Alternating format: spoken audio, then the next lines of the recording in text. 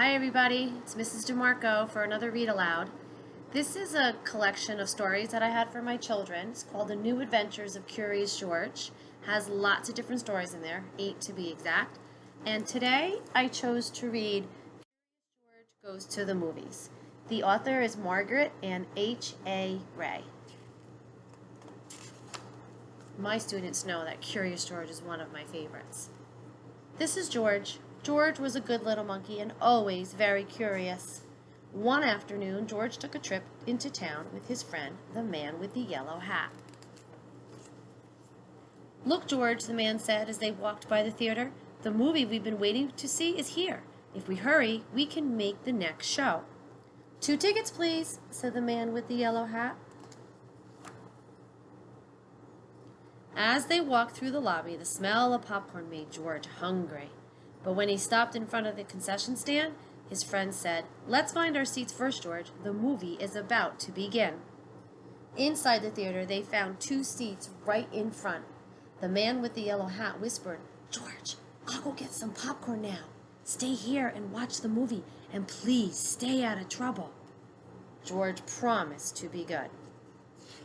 For those of you who know George, you know he can't stay out of trouble. George was enjoying the movie when all of a sudden, a big dinosaur jumped onto the screen. It made George jump right out of his seat. George was curious. Was he the only one to jump out of his seat? He looked around. He was. Looking around, George saw a bright light coming from a little window at the back of the theater. Was that what made the movie appear on the screen?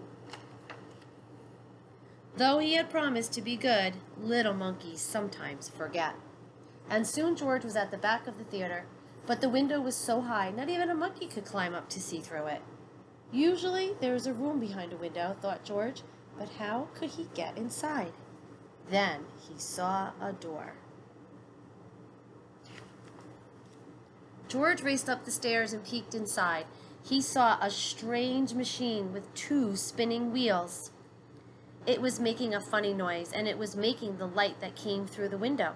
Now he could see how the movie worked, but when he stepped into the room, George was surprised to see a boy sitting in a chair. The boy was surprised to see a monkey standing in his room. In fact, the boy was so surprised he jumped right out of his seat and knocked the wheels right off the machine. Downstairs in the theater, the audience began to shout and stomp their feet.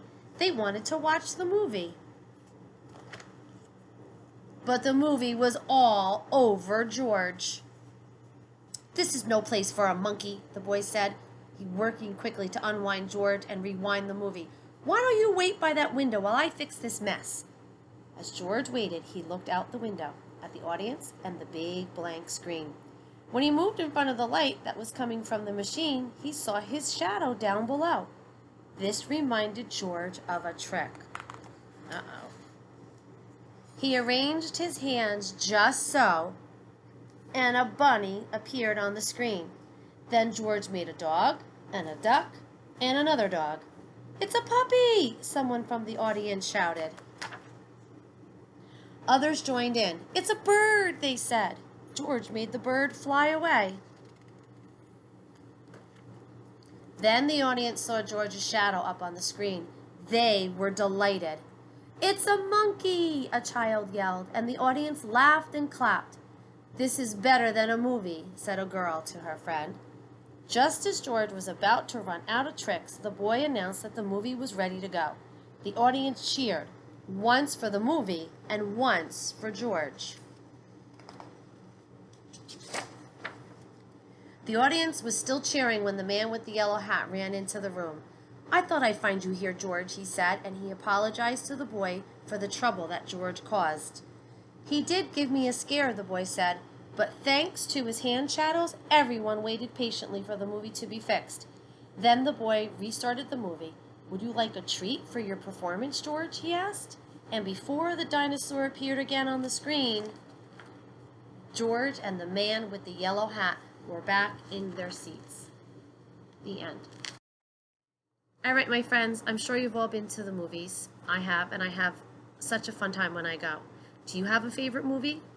Bye. Have a great day.